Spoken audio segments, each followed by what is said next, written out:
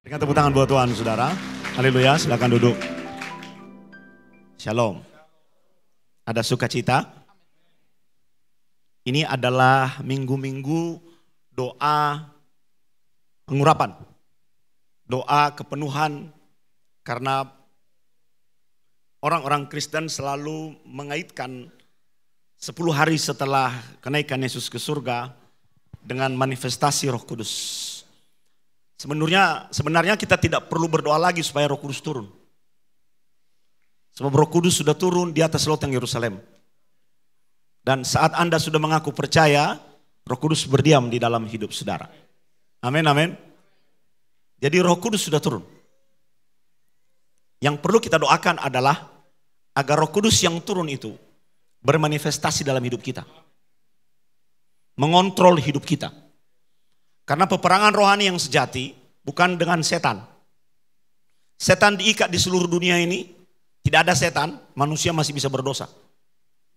Karena manusia membawa sifat kedagingan. Dan daging cenderung membawa manusia di dalam dosa. Dan daging ketika mengontrol hidup kita, dia akan membuat Roh Kudus tidak aktif, walaupun ada di situ. Jadi peperangan itu terjadi dalam hati, pikiran, jiwa, roh kita. Siapa yang mengambil alih tubuh perilaku kita, daging kita, atau roh Allah yang sudah ada di dalam dirimu. Maka pilihan ada di tangan kita. Jadi berdoalah supaya di sepanjang hidupmu ada gerakan progresif. Bukan Kristen progresif ya. Itu GR dia nyebut namanya Kristen kalau dia Kristen progresif.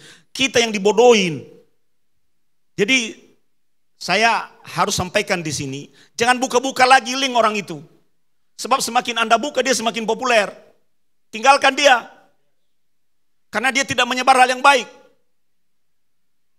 Di jemaat saya larang, jangan buka-buka link orang itu. Karena dia justru menunggangi itu untuk makin populer. Dia tidak peduli soal kebenaran. Yang penting dia makin populer. Hari ini kita berbicara mengenai satu sifat Roh Kudus dalam hidup orang percaya. Supaya karena kita sudah percaya Yesus, Roh Kudus ada di dalam diri kita, maka ada satu fungsi yang akan aktif di dalam hidup kita semua, yaitu fungsi sebagai penolong. Katakan sebagai penolong. Mari kita lihat di dalam Yohanes pasal 14 ayat 15, kita mulai dari ayat 15, saudara. Jikalau kamu mengasihi aku, kamu akan menuruti segala perintahku. Ini adalah prasyarat. Aku akan minta kepada Bapa dan ia akan memberikan kepadamu seorang penolong yang lain. Supaya ia menyertai kamu selama-lamanya. Lihat di situ ada kata kerja menyertai dan ada kategori waktu selama-lamanya. Jadi sebenarnya firman Tuhan sudah memberikan kepada kita garansi selama-lamanya. Sampai kapan selama-lamanya? Selama Anda hidup. Sampai kapan selama-lamanya? Kalau Anda terus hidup sampai Tuhan Yesus datang. Jadi kalau Anda udah mati sebelum Tuhan Yesus datang, selama-lamanya akan berlaku bagi generasi di bawah saudara. Ada garansi bahwa selama-lamanya. Jadi sebenarnya kita tidak kehilangan Roh Kudus kecuali kita meninggalkan dia. Itu sudah digariskan oleh Tuhan. Nah persoalannya kenapa tidak selama-lamanya dalam hidup kita? Dari awal saya sudah katakan saat engkau mengaku percaya, Roh Kudus sudah berdiam di dalam diri saudara. Hanya dia tidak bisa berperan. Karena daging yang mengontrol. Kenapa? Lihat kembali ayat 15. Jika kamu mengasihi aku, kamu akan menuruti segala perintahku. Nah mari cek and recheck hidup saudara. Mau Anda jengking-jengking, mau Anda teriak-teriak, loncat-loncat gemetaran. Tapi kalau hidupmu tidak merepresentasikan mengasihi Tuhan, nggak ada gunanya. Nggak ada gunanya. Sama seperti pengamen di luar sana nyanyi lagu Kristen. Bagi dia gimana caranya mengambil uang dari dompetmu. Dia memanfaatkan sentimen agamamu. Demikian dengan orang Kristen hari-hari ini. Nggak ada gunanya kita doa. Nggak ada. Kalau kalau kita hidup tidak selaras dengan kehendaknya, yaitu dengan cara mengasihi dia. Jadi ini satu paket, saudara. Banyak orang-orang hanya manifestasi. Di luar sana kelakuannya balik. Nggak ada gunanya. Karena Tuhan sudah memberikan prasyarat. Jikalau kamu mengasihi aku. Apa prasyaratnya? Menjadi pelaku firman. Dan itu tidak mudah, my friend. Tidak mudah menjadi pelaku firman. Karena Anda progresif, diuji setiap saat. Kalau Anda sudah berhasil hari ini, belum ada jaminan bahwa Anda bisa berhasil besok. Besok adalah perjuangan berikutnya. Jadi perjuangan kita setiap saat menjadi pelaku firman. Bagaimana kita bisa menjadi pelaku firman? Mengetahui firman-Nya. Saya selalu mengajar, kalau Anda berdoa, Anda sedang bicara kepada Tuhan. Amin. Tapi saat Anda membaca Alkitab, Anda sedang membiarkan Tuhan bicara kepadamu. Jadi kalau mau dengar suara Tuhan, baca Alkitab. Kalau Anda orang ngaku dengar suara Tuhan, cocokkan alat ujinya Alkitab. Sesuai enggak? Kalau enggak sesuai, tinggalkan. Karena tuntutan Tuhan buat kita agar Roh Kudus diaktifasi dalam hidup kita sebagai penolong itu. Ketika kita hidup menjadi pelaku firman. Dan itu yang didefinisikan oleh Tuhan sebagai mengasihi Dia. Amin, amin. Jadi kita mengasihi Tuhan bukan kalau kita memberikan persembahan dalam jumlah besar. No. Kita disebut mengasihi Tuhan bukan kalau kita hadir dalam gereja. Itu adalah bagian ritus dan ritualmu sebagai orang Kristen.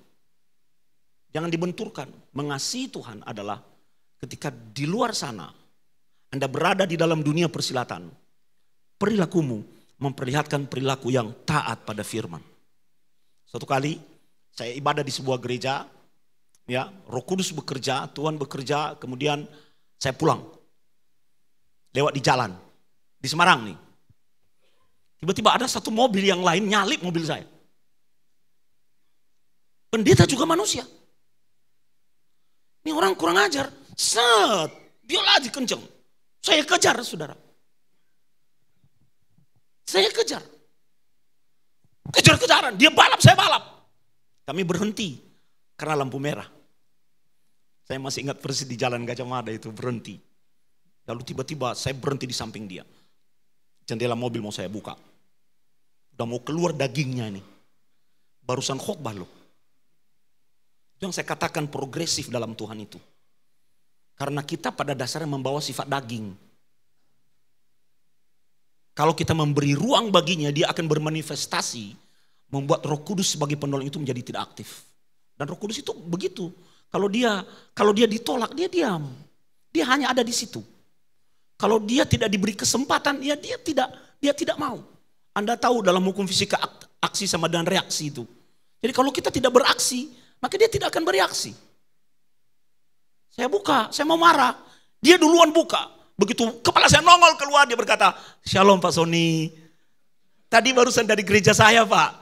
Oh iya, puji Tuhan. Untung belum keluar itu. Sumateranya belum keluar. Iya kan? Coba udah saya semprot duluan.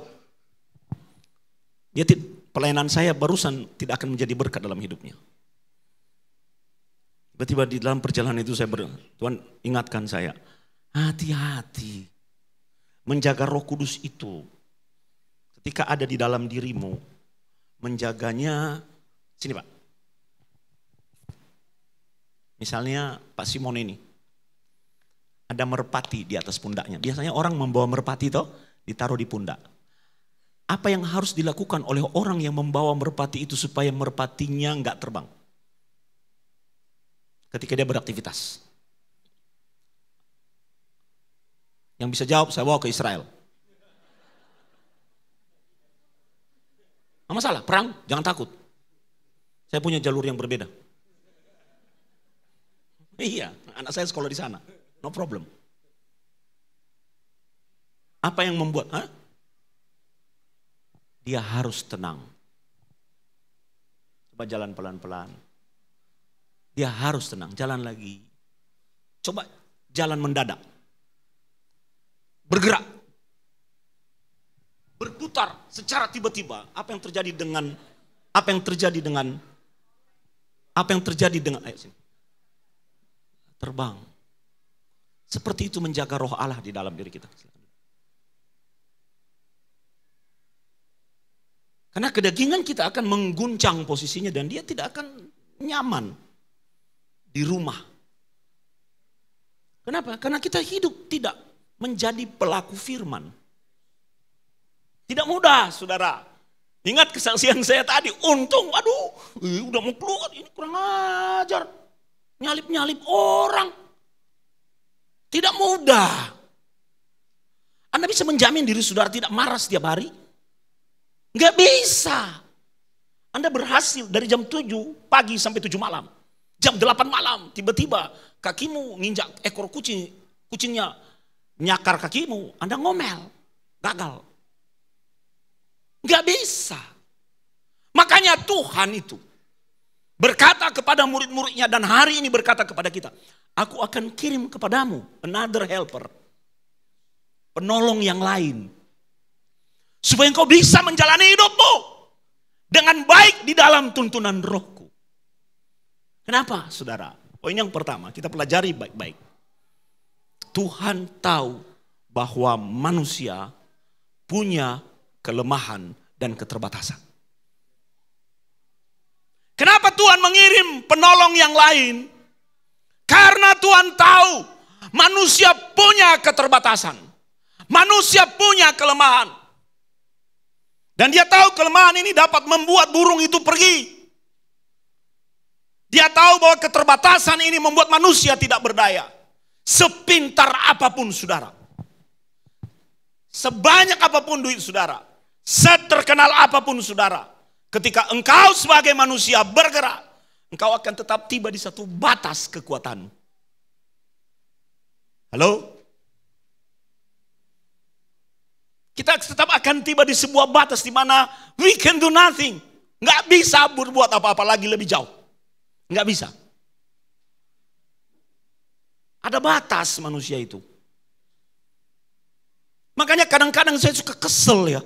Lihat orang udah sombongnya minta ampun. Hanya karena dia merasa lebih dari orang lain. Kesel saya. Kamu itu nggak tahu bahwa manusia itu ada batasnya. Ada garis di mana engkau tidak bisa bergerak lebih jauh lagi. Mengapa perempuan yang sakit pendarahan di Kapernaum, dia tidak sembuh-sembuh? 3 tahun Yesus ada di satu kota dengan dia. Kenapa nggak dia sembuh pada awal? Karena dia punya banyak duit. Dia sudah mendengar tentang Yesus. Ada rabi yang bisa menyembuhkan satu kota loh. Satu kota. Di Kapernaum. Tapi dia tidak mau datang kepada Yesus. Karena dia masih punya yang lain. Dan ketika semua yang ada padanya habis. Dia baru datang kepada Yesus. Ketika dia sudah tiba di garis batas. Di mana semua yang diandalkan tidak mampu menyembuhkannya. Dia baru datang kepada Yesus. Coba di awal Yesus berada di Kapernaum. Dia datang kepada Yesus. Apa yang terjadi? Wanita ini sudah sembuh. Seringkali kita kehilangan kesempatan, kehilangan waktu. Hanya karena kita terlalu mengeraskan hati. Berpikir bahwa kita bergerak lebih jauh dari batas itu. Tidak bisa, saudara. Tidak bisa. Tuhan tahu murid-muridnya terbatas. Tuhan tahu. Makanya kita tidak boleh mengandalkan apa yang ada di dunia ini. Haleluya. Karena kalaupun kita memiliki semua apa yang ada di dunia ini, saudaraku, masih ada satu tempat kosong yang hanya bisa diisi oleh Tuhan. Mengapa Tuhan Yesus berkata, aku akan mengirimkan kepadamu another helper. Karena dia akan pergi kan. Dia tahu bahwa dia tidak lagi bisa bersama-sama dengan murid-muridnya. Dan murid-muridnya juga khawatir ini gimana nanti, gimana. Tenang, Aku akan memberikan kepadamu penolong yang lain. Karena Yesus sadar manusia memiliki keterbatasan. Makanya jangan pernah mengandalkan orang lain. Anda bisa kecewa loh. Kalau Anda mengandalkan orang lain ternyata dia tidak nolong saudara. Orang lain sehebat apapun juga punya keterbatasan. Makanya jangan pernah mengandalkan diri sendiri. Orang lain terbatas, Anda juga terbatas. Sebab kita semua adalah manusia. Itu poin pertama. Maksud Tuhan menjanjikan penolong yang lain. Aku akan minta kepada Bapa dan Ia akan memberikan kepadamu seorang penolong yang lain. Supaya menyertai kamu selama-lamanya. Karena Yesus tahu bahwa kita terbatas. Jangan pernah merasa bahwa Anda adalah Superman. Superman aja kalau kena kryptonite mati dia. Iya kan? Manusia terkuat di dunia. Kalau ada. Terbatas. Yang tak terbatas itu Tuhan, ingat lagu itu. Tak terbatas kuasa-Mu Tuhan. Kadang-kadang kita suka balik. Tak terbatas kuasaku sebagai manusia. Makanya kita itu semakin kita diberkati oleh Tuhan. Semakin kita dipakai oleh Tuhan. Mari kita tetap rendah hati aja lah. Sebab jangan pernah mengandalkan apa yang terbatas. Andalkan yang tidak terbatas. Amin, amin. Itu poin yang pertama, saudara. Hal yang kedua. Kenapa Tuhan mau menjanjikan penolong buat kita? Ingat ya, yang pertama kita semua terbatas. Haleluya. Jadi hari ini ketika Anda hadir di gereja ini, Anda sudah tiba di titik batasan hidupmu, di titik batasan perjuanganmu, di titik batasan kekuatanmu. Ini saatnya untuk mengandalkan Tuhan. Karena hanya dengan cara itu hidup kita bisa berubah. Hal yang kedua, kenapa Tuhan menjanjikan penolong? Supaya kita belajar bergantung kepada Tuhan. Karena penolong yang dimaksud di sini tidak berasal dari dunia. Penolong yang dimaksud di sini bukan manusia. Penolong yang dimaksud di sini bukan sistem. Penolong yang dimaksud di sini adalah pribadi Elohim sendiri. Yang disebut sebagai Roh Kudus. Kalau Anda percaya kuasa Roh Kudus, Anda akan makin bergantung pada kuasa itu. Anda akan makin bergantung kepada Tuhan. Hidup kita kalau nggak punya Roh Kudus, saudara, sama seperti krom ini, tahu ya? Kalau Anda letakkan di udara terbuka, apa yang terjadi? Dari kilat menjadi apa dia? Kotor, buram, nggak kilat lagi. Maka apa yang dilakukan supaya dia kilat? Kita gosok supaya kilat. Hidupmu itu semula dijadikan itu mengkilat, saudara. Tapi karena dosa mengontrol hidupmu, dagingmu, keinginan-keinginanmu, Anda hidup tidak selaras dengan maunya Tuhan, ini menjadi buram. Itulah gunanya kita memerlukan pengurapan. Kata pengurapan, anointing, urapan itu artinya digosok sampai mengkilat kembali. Dan apapun yang digosok pasti panas rasanya.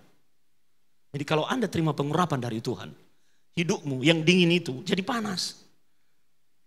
Kenapa dingin? Anda mati, zombie. Coba lihat wajah kiri kanan itu wajah zombie atau wajah berkobar-kobar. Kita hanya datang ke gereja hanya karena kita orang Kristen.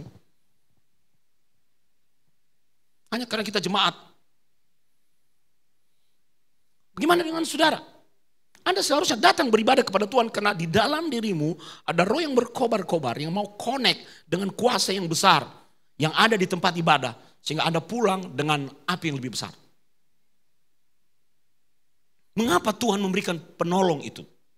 Karena dia tahu manusia terbatas dan dia mau membuat manusia bergantung kepadanya. Coba kalau Anda ditolong sama orang dan ada hubungan baik antara saudara dengan orang yang menolong saudara, maka setiap kali Anda membutuhkan pertolongan, Anda selalu akan bergantung dan pergi kepadanya. Betul saudara? Betul. Bulan April saya barusan wisuda, saudara. Wisuda lagi, saya ini senang sekolah. Doktor yang ketiga. Makanya kepala saya itu udah makin habis. Kamu kalah. Berarti kalau lihat botaknya ini baru dokter pertama. Ya kan? Dan saya dibiayain oleh salah seorang dari Jakarta. Dia berkata, Abuna, saya dan suami sepakat kalau Abuna mau sekolah, kami mau biayai, kami mau berdedikasi untuk mendukung sekolah Abuna. Mau di dalam negeri, luar negeri kami siap. Saya berkata, saya kalau keluar agak susah Ci, karena saya sudah punya pelayanan, saya jadi dosen, banyak pekerjaan. Ya udah di dalam negeri, mau pilih mana? Aku mau sekolah di Satya Wacana. Oke, ambil apa? Sosiologi agama. Jadi dia bilang setiap kali butuh apapun, hubungi saya. Butuh buku, Ci, aku butuh duit, mau beli buku. Berapa? Segini. Saya kirim ke rekening Pak Sony, enggak usah, langsung bayar di percetakannya. Tuh, Ci, sudah semester berjalan Ci, harus bayar. Saya kirim ke rekening Pak Sony, enggak usah Ci. Ini rekening Satya Wacana, transfer ke sana atas nama saya. Jadi saya bergantung kepadanya, karena ada komitmen di antara kami. Paham maksud saya? Paham? Kalau Anda mengasihi Tuhan, Anda sedang menciptakan komitmen bersama Roh Kudus. Sehingga ketika Anda butuh pertolongan, Anda tinggal datang kepadanya, tinggal minta. Dan dia senang hati memberikan itu. Sekarang jadi pertanyaan, sudahkah kita bergantung pada Roh Kudus itu? Kenapa kita berdoa? Karena kita sedang percaya bahwa ketika kita berdoa, kita mengalami mujizat. Ketika kita berdoa, kita mengalami campur tangan dan pertolongan Tuhan. Ketika kita berdoa, kita sedang mengekspresikan bahwa kita bergantung kepada Tuhan. Tuhan itu seperti orang tua yang senang kalau kaki bajunya dipegang oleh anaknya. Tuhan itu kayak gitu loh saudara. Masalahnya kita suka bandel. Coba kalau anak minta permen sama orang tuanya. Saya orang Nias, saudara. Ada bahasa Nias itu. Ngei-ngei. Ngei-ngei itu. Ayo toh, Pak. Liin toh. Ayo toh. Ngei-ngei.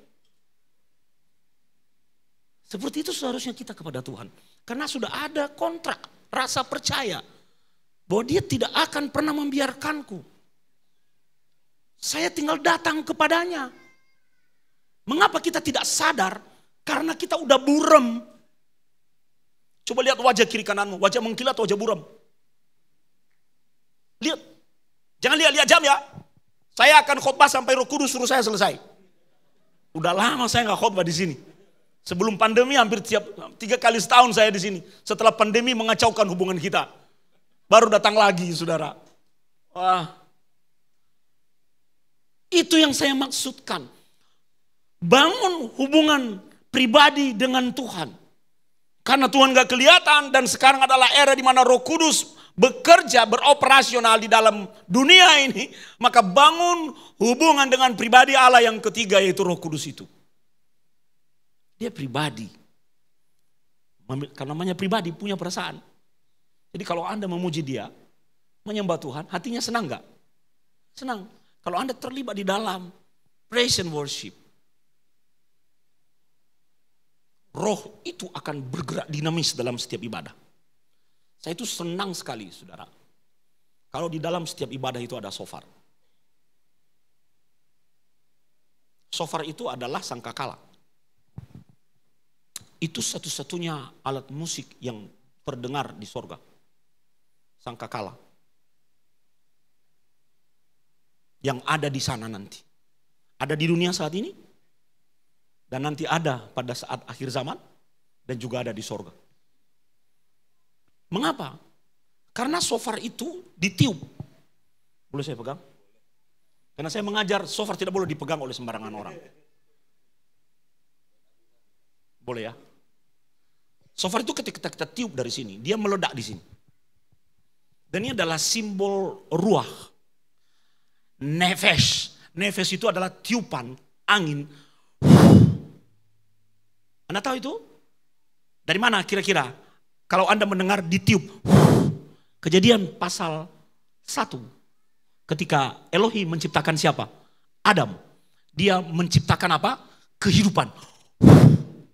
Jadi ketika ini ditiup, kita sedang mendemonstrasikan bahwa ada kehidupan yang sedang turun di tempat ini. Dan kita mengundang kehidupan itu untuk datang. Ketika Roh Kudus hadir,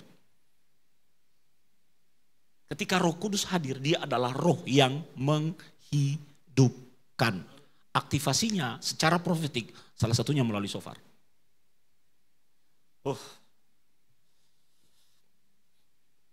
Jadi Anda harus percaya sama Tuhan. Kita sudah tahu semua itu secara normatif. Para pendeta mengajar kita percaya pada Tuhan. Persoalannya bagaimana Anda membangun hubungan dengan Tuhan itu loh, saudara. Yesus memberikan penolong untuk membuat kita percaya kepada Tuhan dan berharap pada kuasanya. Kalau orang yang berharap itu, dia pasti tidak akan pernah berhenti sampai Tuhan bertindak di dalam hidupnya. Ingat wanita yang sakit pendarahan, dia berjuang dengan keras, berjalan dari bawah dan berkata, asal aku jamah saja ujung jumbai jubahnya aku akan sembuh. Berharap. Banyak orang udah berdoa 10 tahun, dia berhenti berharap. Karena berkata 10 tahun, sudah aku menyerah. Jangan gitu. Kita tidak pernah tahu cara Tuhan bekerja. Siapa tahu dia menjawab doamu pada doamu yang tahun ke-11. Kan itu investasi. Apa yang sedang Anda doakan dan Anda mungkin menyerah karena Anda tidak mendapat petunjuk apapun untuk melihat bahwa Tuhan sedang bekerja. Jangan berhenti, saudara. Jangan berhenti berharap. Maka ketika Anda hadir dalam ruang ibadah, Anda bangun harapan. Tuhan, aku percaya bahwa aku akan mengalami ini. Tuhan, aku percaya doaku ini pasti akan Tuhan jawab.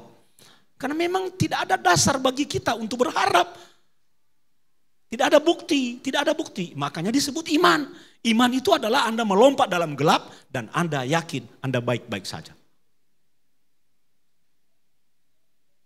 Hal yang pertama, kenapa Tuhan memberikan penolong? Roh Kudus sebagai penolong karena dia tahu manusia punya batasan. Yang kedua, supaya kita terus berharap, berdoa, bergantung kepada Tuhan. Kenapa kita berdoa? Karena kita percaya Tuhan akan menolong kita. Itu. Orang yang tidak pernah berdoa berarti orang yang mengandalkan kekuatannya sendiri. Poin yang ketiga. Kenapa Tuhan menjanjikan Roh Kudus sebagai penolong? Ketika itu diaktifasi di dalam hidup kita. Ingat, Roh Kudus adalah pelaksana kegiatan-kegiatan Tuhan di dunia dengan kuasa supernatural. Karena Tuhan itu supernatural. Dan Roh Kudus supernatural. Anda percaya mujizat? Anda percaya campur tangan Tuhan? Anda percaya yang tidak mungkin menjadi mungkin? Itu semua karena pekerjaan Roh Kudus, saudara. Tuhan mau menggunakan kita menjadi saluran. Kalau Roh Kudus sebagai penolong, Tuhan mau menggunakan kita sebagai saluran dari pekerjaan-pekerjaan supernatural surgawi agar dinyatakan di bumi. Anda nggak perlu tinggi-tinggi sekolah, nggak perlu. Kecuali kalau Anda mau menjadi seorang akademisi, dosen, jalurnya Anda harus sekolah. Yang penting di dalam Tuhan adalah Anda bersedia mau dipakai sebagai alatnya. Maka dia cuma menunggu kesediaan hatimu. Dia tinggal menunggu bagaimana Anda bekerja sama dengan dia. Tuhan, ini aku utus dia. Bukan, ini aku utus aku. Tuhan, aku tidak punya kemampuan dan sumber daya. Musa berkata, aku tidak mampu, aku akan memperlengkapimu, mengirimkan rohku kepadamu. Gideon ketakutan. Semua di dalam Alkitab. Anda tahu 12 rasul itu nelayan. Tidak berpendidikan tinggi, tapi Roh Kudus memakai mereka. Itu yang kita ingat loh di setiap doa peringatan Pentakosta yang pernah tercurah di atas loteng Yerusalem. Bahwa Tuhan mau memberdayakan kita, saudara. Mengapa mau diberdayakan? Karena Tuhan mau menggunakan orang-orang percaya ketika Anda berdoa, maka kuasa Tuhan akan dinyatakan. Suatu kali di Solo, orang Solo kan halus-halus. Ada orang Solo di sini, kalau ngomong kan halus, pelan, ya. Iya Pak Sony, selamat datang. Saya baru bulan lalu saya mengisi di seminar Menara Doa Kota Solo, saudara. Satu auditorium itu penuh, tapi ketika mereka berbicara beda kalau kita ketemu dengan orang-orang Sumatera. Halus sekali ngomongnya, padahal ramai itu. Lalu mereka komsel, tiba-tiba ada yang dirasuk setan di komsel. Telepon pendeta, pendetanya juga sibuk gak bisa dihubungi. Sementara orang kerasukan setan makin bermanifestasi. Si pemimpin komsel percaya bahwa dia punya kuasa di dalam dirinya. Maka dia berdoa. Dia berdoa. Dalam nama Yesus, setan metu. Loh, kok saya berdoa ke kamu ya? Bukan, contoh. Dalam nama Yesus, setan metu. 3 kali dia begitu. Tiba-tiba perempuan yang dirasuk setan di dalam komsel itu mengalami kelepasan. Dia berjualan cendol di pasar Klewer. Gak sekolah. Tapi dia percaya bahwa kuasa supernatural ada di dalam dirinya. Karena dia tahu ada Roh Kudus sebagai penolong. Jadi kalau Anda mau melibatkan Roh Kudus sebagai penolong di dalam hidup saudara, Anda sedang menyediakan dirimu untuk menjadi saluran kuasa Tuhan. Ketika Anda berdoa, mujizat terjadi, kuasa Tuhan dialirkan, dinyatakan, orang-orang mengalami kelepasan, orang-orang mengalami kesembuhan. Di gereja kami di Semarang, saya melatih jemaat. Gak usah nunggu abuna untuk didoakan. Sesama sendiri doain. Capek saya ngurusin berapa ratus orang. Doa satu-satu kembang tangannya. Kuasa dalam diri kita sama. Saya ajarkan mereka. Apa yang ada dalam diri abuna sama dengan apa yang ada dalam dirimu. Doain. Doain. Kalau perlu pergi ke rumah sakit, latihan. Kalau nggak sembuh, berarti kamu belum lulus. Kalau mati, nggak lulus juga. Harus doain, melatih kuasa itu. Mau dipakai oleh Tuhan? Mau dipakai oleh Tuhan? Karena Roh Kudus tidak bisa bergerak sendiri. Dia butuh operator. Dan operatornya adalah kita. Dia gunakan tanganmu. Dia gunakan mulutmu. Dia gunakan pikiranmu. Dia gunakan tubuhmu. Sebagai alatnya. Untuk menyatakan mujizat-mujizat.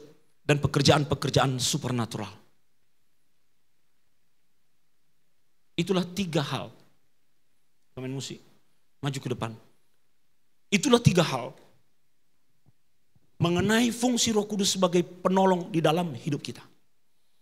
Maka hari ini, entah kemana saudara berada, entah kemana saudara jauh pergi, mari kembali pada kuasa yang sudah pernah dicurahkan di atas loteng Yerusalem. Kita berseru kepadanya, Tuhan, aku butuh penolong. Mungkin ada membutuhkan pertolongan di dalam keluargamu, dalam studimu, dalam pekerjaanmu, dalam pelayananmu. Anda membutuhkan pertolongan dalam bisnismu, dalam hidupmu. Tuhan sudah berjanji, aku menyertaimu selama-lamanya. Mari kita gosok kembali. Jangan-jangan pertolongan itu belum nyata karena kita masih sangat buram. Sangat buram. Mungkin kita tidak sadar. Maka kita butuh pengurapan dari Tuhan. Supaya penolong itu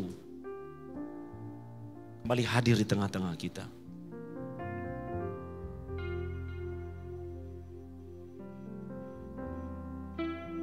Mari tutup matamu saudara. Sekarang terima berkat Tuhan. Kasih karunia berlimpah-limpah daripada Allah Bapa di dalam Anak yang tunggal Yesus Kristus. Persekutuan yang manis dengan Roh Kudus menyertai kita semua. Mulai hari ini sampai Tuhan datang menjemput kita di awan-awan. Dan bahkan sampai selama-lamanya. Yang percaya bersama-sama katakan, Amin. We worship you.